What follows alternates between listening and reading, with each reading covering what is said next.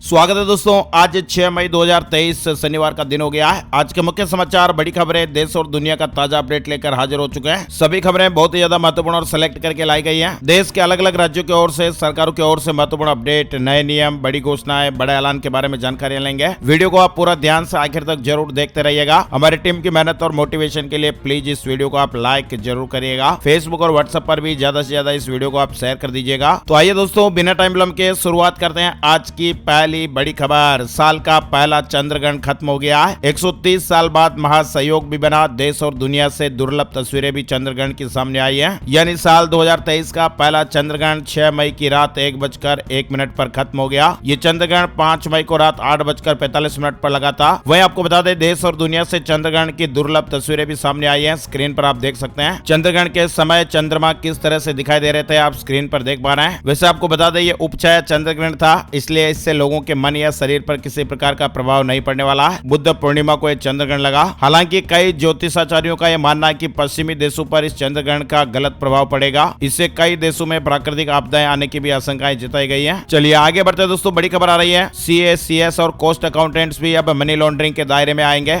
अगर ये हेराफेरी करते हैं तो इन्हें भी जेल हो सकती है। बैंक घोटालों, फर्जी कंपनियों और जालसाज कारोबारियों का साथ देने वाले चार्टर्ड अकाउंटेंट यानी सीए, कंपनी सचिव यानी सीएस और कॉस्ट अकाउंटेंट्स भी अब बच नहीं पाएंगे। वित्त मंत्रालय ने 3 मई को इससे संबंधित अधिसूचना जारी कर दी है और इसके तहत अब मनी लॉन्ड्रिंग में दोषी पाए जाने के बाद 7 साल तक की जेल और संपत्तियों को सीज कर दिया जाएगा। मतलब दोस्तों, काले धन को लेकर प्रोफेशनल्स के खिलाफ ये सख्त प्रावधान पहली बार लाए गए हैं। बड़ी खबर आ रही है, विश्व स्वास्थ्य संगठन ने कोरोना वायरस संक्रमण को लेकर बड़ा ऐलान किया है। WHO ने कोरोना वायरस का दर्जा घटाते हुए ऐलान किया कि कोरोना संक्रमण अब वैश्विक स्वास्थ्य आपातकाल के रूप में खत्म हो चुका है। मतलब कोरोना अब ग्लोबल हेल्थ इमरजेंसी से बाहर हो गया है। कोरोना अब महामारी नहीं रहा। WHO ने कहा कि कोविड-19 अब वैश्विक इमरजेंसी के लायक नहीं है। WHO की इस बात को यह दर्शा रहा है कि कोरोना वायरस वैश्विक महामारी के अब अंत की शुरुआत हो रही है। WHO के महानिदेशक ने कहा कि इसका मतलब यह नहीं होगा कि कोविड-19 वैश्विक स्वास्थ्य खतरे के तौर पर खत्म हो गया है। भले ही आपातकालीन दौर खत्म हो गया है, लेकिन महामारी का अंत नहीं हुआ है। इसलिए हमें सावधान और सचेत रहना है। साथ ही बड़ी खबर देख पा रहे हैं, अब होगा मई वाली गर्मी का एहसास। दिल्ली NCR में पारा चढ़ने लगा है। पश्चिमी विक्षोभ का असर खत्म होता दिखाई दे रहा है। उत्तर भारत के मैदानी इलाकों में पश्चिमी विक्षोभ के असर से बने सुहावने मौसम का दौर अब खत्म होने जा रहा है और इस कारण से अब तापमान चढ़ने लगा है। अगले सप्ताह तक तापमान के 36 से 38 डिग्री तक पहुंचने की संभावना है। वहीं वैज्ञानिकों ने एक नई तकनीक से कोशिकाओं की उम्र बढ़ाई है। अब ज्यादा जी सकेंगे लोग, एक बड़ी खबर है। समय के साथ साथ हमारी कोशिकाएं भी पहले की तरह काम नहीं करती, इसीलिए हम बूढ़े हो जाते हैं और शरीर में पहले जैसी एनर्जी नहीं रहती है। लेकिन अगर इन सेल को जवान रखा जाए तो इंसान एक लंबा जीवन जी सकता है। वैज्ञानिकों ने भी कुछ ऐसा ही किया है। उन्होंने सेल के जीवन काल को बढ़ाने की कोशिश की है। सेल के जीवन काल को बढ़ाने और लंबी उम्र के लिए वैज्ञानिकों ने एक तरीका खोज निकाला है। शोधकर्ता सेल के जीवन काल को औसतन 82% तक बढ़ाने में कामयाब रहे हैं। वहीं बड़ी खबर आ रही है, केवाईसी को लेकर आरबीआई ने एक अपडेट जारी किया है। क्रॉस बॉर्डर वायर ट्रांसफर में भी अब केवाईसी जरूरी होगा। केंद्रीय रिजर्व बैंक ने बैंकों और अन्य वित्तीय संस्थानों को केवाईसी पर मास्टर निर्देश जारी किया है। आरबीआई ने यह सुनिश्चित करने का निर्देश दिया कि क्रॉस बॉर्डर वायर ट्रांसफर के साथ साथ घरेलू वायर ट्रांसफर में भी प्रवर्तक और लाभार्थी के बारे में पूरी जानकारी ली जाए। दोनों पार्टियों की केवाईसी जरूरी है। वहीं पीएम मोदी फ्रांस के दौरे पर जाएंगे। 14 जुलाई को नेशनल परेड में खास मेहमान होंगे। भारत और फ्रांस के रिश्ते लगातार मजबूत हो रहे हैं और इसी बीच प्रधानमंत्री नरेंद्र मोदी 14 जुलाई को पेरिस में होने वाली बेस्टिल डे परेड में खास मेहमान के रूप में शामिल होंगे। बड़ी खबर आ रही है, भारत में चुनाव एक उत्सव। कर्नाटक हाईकोर्ट ने पीएम मोदी के रोड शो के खिलाफ याचिका खारिज कर दी है। कर्नाटक हाईकोर्ट ने शुक्रवार को प्रधानमंत्री नरेंद्र मोदी के रोड शो के खिलाफ दाखिल याचिका को खारिज किया। दरअसल पीएम मोदी का यह रोड शो 6 और 7 मई को होने वाला था। याचिका को खारिज करते हुए कहा कि भारत में चुनाव को एक त्योहार के रूप में ट्रीट किया जाता है। पीठ ने कहा कि रैली, रोड शो चुनाव प्रक्रिया का हिस्सा है। बड़ी खबर, बृजभूषण संघ पहलवानों की लड़ाई अब आर पार हो गई है। बजरंग पुनिया ने भावुक अपील की है। जंतर मंतर पर चल रहे विरोध प्रदर्शन के बीच लोगों से भावनात्मक अपील की गई है। सेना की 17 उड़ानों व जहाजों के 5 फेरों से सूडान से 3862 भारतीय लाए गए हैं। भारत ने संघर्षरत सूडान में फंसे भारतीयों को निकालने के लिए शुरू किया ऑपरेशन कावेरी अभियान शुक्रवार को समाप्त कर दिया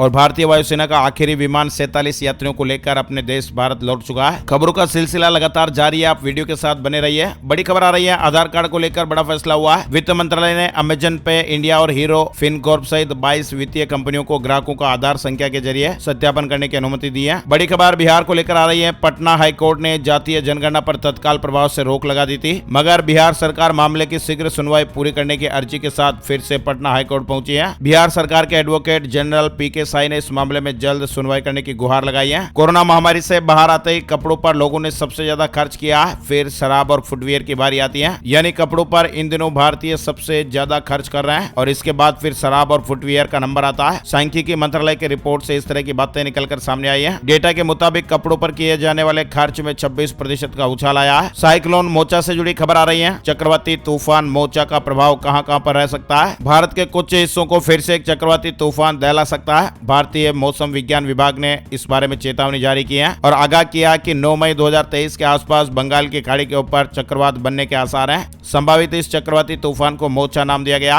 आईएमडी के मुताबिक 6 मई के आसपास दक्षिण पूर्व बंगाल की खाड़ी पर चक्रवाती परिसंचरण विकसित हो सकता है और फिर आगे चक्रवाती सर्कुलेशन के 8 मई को दक्षिण पूर्व बंगाल की खाड़ी पर एक दबाव में केंद्रित होने की भविष्यवाणी की गई है। फिर बंगाल की खाड़ी के मध्य की ओर करीब उत्तर की ओर बढ़ते हुए इस चक्रवाती तूफान के तेज होने की संभावना है। वहीं मध्य प्रदेश से जुड़ी एक बड़ी खबर, सरकारी कर्मचारियों को सीएम शिवराज सिंह चौहान ने बड़ी सौगात दी है। महाराणा प्रताप जी की जयंती पर अब छुट्टी मिलेगी। मध्य प्रदेश में सरकारी कर्मचारियों को महाराणा प्रताप जी की जयंती पर खास सौगात मिलने वाली है। सरकार ने जयंती पर घोषित वैकल्पिक अवकाश की स्थिति में बदलाव कर दिया है। 19 दिसंबर 2022 को जारी अधिसूचना में संशोधन किया गया है। इस संशोधन के अनुसार 22 मई 2023 को महाराणा प्रताप जी की जयंती पर पहले ऐच्छिक अवकाश घोषित किया गया था, लेकिन संशोधन करते हुए अब सामान्य अवकाश घोषित कर दिया है। 10 मई को राजस्थान में होंगे पीएम मोदी, सभा को संबोधित करेंगे। राज्य में साल की तीसरी रैली। प्रधानमंत्री नरेंद्र मोदी जी 10 मई को सिरोही जिले के आबू रोड में जनसभा को संबोधित करेंगे। इस तरह की खबरें। झारखंड से बड़ी खबर आ रही है। ईडी की स्पेशल कोर्ट ने 2011 बैच के झारखंड कैडर के आईएएस अधिकारी छवि रंजन को न्यायिक हिरासत में जेल भेज दिया। ईडी ऑफिस से निकलते और कोर्ट से जेल जाने के दौरान छवि रंजन काफी भावुक दिखाई दिए। दरअसल ईडी के विशेष न्यायाधीश दिनेश रॉय की कोर्ट ने दस्तावेजों में जालसाजी करके जमीन की खरीद बिक्री के मामले में आईएएस को न्यायिक हिरासत में जेल भेज दिया। साथ ही बड़ी खबर आ रही है, गो फर्स्ट की अब 12 मई तक उड़ानें रद्द हो गई है। कंपनी ने पैसेंजर को अपडेट दिया। कंपनी ने कहा कि परिचालन संबंधी कारणों से फैसला लिया गया। गो फर्स्ट की 3 मई से ही उड़ानें कैंसिल चल रही हैं। वहीं आपको बता दें, आज शनिवार को बेंगलुरु में PM Modi ji mega road show करेंगे। कर्नाटक विधानसभा में 10 मई को होने वाले चुनाव के लिए भाजपा के प्रचार के लिए शनिवार और रविवार को बेंगलुरु में एक विशाल रोड शो निकलने वाला है। शनिवार को होने वाले पीएम मोदी जी के इस रोड शो से शहर के कम से कम 18 विधानसभा क्षेत्रों को कवर किया जाएगा। पश्चिम बंगाल से जुड़ी बड़ी खबर, बांग्लादेश से आए लोगों को मिली जमीन पर मिलेगा मालिकाना हक। ममता सरकार ने यह बड़ा फैसला लिया है। पश्चिम बंगाल में ममता बनर्जी की सरकार ने आजादी के बाद आए बांग्लादेश के लोगों को दी गई जमीन पर अब मालिकाना हक देने का फैसला किया है। नीरज चोपड़ा ने दोहा डायमंड लीग में कमाल दिखाया है। वर्ल्ड चैंपियन को मात देकर खिताब जीत लिया। अतीक अशरफ मर्डर केस की जांच कर रही टीम अब 5 सदस्यीय होगी। जांच के लिए गठित आयोग में सदस्यों की संख्या 3 से बढ़ाकर 5 कर दी गई है। अनिल दुजाना एनकाउंटर में ढेर हो गया। अब 63 माफिया यूपी एसटीएफ के रडार पर चल रहे हैं। इस तरह के अपडेट्स हैं। अब जीमेल और यूट्यूब के लिए पासवर्ड की आपको जरूरत नहीं पड़ेगी। गूगल ने पास की का फीचर यूजर्स को दिया है। इस फीचर की मदद से आप अगर अपना जीमेल का पासवर्ड भूल भी जाते हैं तो बड़ी आसानी से आप लॉगिन कर पाएंगे। गूगल का ये पास की फीचर फिंगरप्रिंट्स, फेस स्कैन और स्क्रीन पिन के साथ काम करेगा। गूगल का ये नया अपडेट है। वहीं गैंगस्टर टिल्लू ताजपुरिया की हत्या मामले में बड़ा एक्शन हुआ। तिहाड़ के 3 जेल अधिकारी समेत 8 स्टाफ को सस्पेंड कर दिया गया है। इसके अलावा 3 वार्डन पर डिपार्टमेंटल इंक्वायरी शुरू की गई है। वहीं 24 घंटे में 3 राज्यों में भारी बारिश की आशंकाएं हैं। कुल्लू में भारी बारिश के चलते लैंडस्लाइड, अल नीनो के कारण मौसम में बदलाव। 24 घंटों में केरल समेत 3 राज्यों में भारी बारिश की आशंकाएं व्यक्त की गई है और 13 राज्यों में हल्की से मध्यम बारिश होने का अलर्ट है। मौसम की विस्तृत जानकारी हम आगे देखेंगे। आईएमडी के मुताबिक 3 राज्य केरल, तमिलनाडु, अरुणाचल प्रदेश में भारी बारिश की संभावना है। वहीं 13 राज्य सिक्किम, उड़ीसा, आंध्र प्रदेश, तेलंगाना, महाराष्ट्र, पश्चिम बंगाल, कर्नाटक, बिहार, झारखंड, उड़ीसा, पंजाब, राजस्थान और गुजरात में हल्की से मध्यम बारिश होने का अनुमान है। बेमौसम बारिश से 18 राज्यों में फल और सब्जी की फसलें भी प्रभावित हुई हैं और इसका असर है कि फल और सब्जियां महंगे होने लगे। वहीं शरद पवार ने 4 दिन में इस्तीफा वापस लिया। प्रेस कॉन्फ्रेंस करके बोले, मैं अपना फैसला वापस लेता हूं। इस दौरान अजीत पवार मौजूद नहीं रहे। मणिपुर में हिंसा थम गई है। कर्फ्यू जारी है। इंटरनेट और मोबाइल और ट्रेनें बंद हैं। दंगाइयों को गोली मारने के आदेश है। मणिपुर में मैताई आरक्षण विवाद को लेकर भड़की हिंसा के बाद शुक्रवार को यहां पर हालात नियंत्रण में रहे। राज्य के 16 में से 8 जिलों में कर्फ्यू जारी है। सेना के 55 कॉलम और असम राइफल्स की टुकड़ियां तैनात कर दी गई हैं। मोबाइल इंटरनेट को बेमियादी रूप से फिलहाल बंद कर दिया गया है और दंगाइयों को देखते ही गोली मारने के आदेश जारी हुए हैं। मणिपुर जाने वाली ट्रेनों को रोक दिया गया। सेना के मुताबिक अब तक राज्य में 11,000 से ज्यादा लोगों को राहत कैंपों में शिफ्ट किया गया है। वहीं दोस्तों, बीते 24 घंटे में हमारे देश में कोरोना वायरस के 3,611 नए मामले सामने आए। 36 मौतें हुई हैं। व्हाट्सएप ने अपने यूजर्स को कई तरह के नए फीचर्स दिए हैं। अनजान कॉल म्यूट करने की सुविधा दी गई है। एंड्रॉइड में iOS जैसा बॉटम नेविगेशन बार मिलेगा। सिंगल वोट पोल बनाने की सुविधा भी दी गई है। उत्तराखंड से जुड़ी बड़ी खबर आ रही है।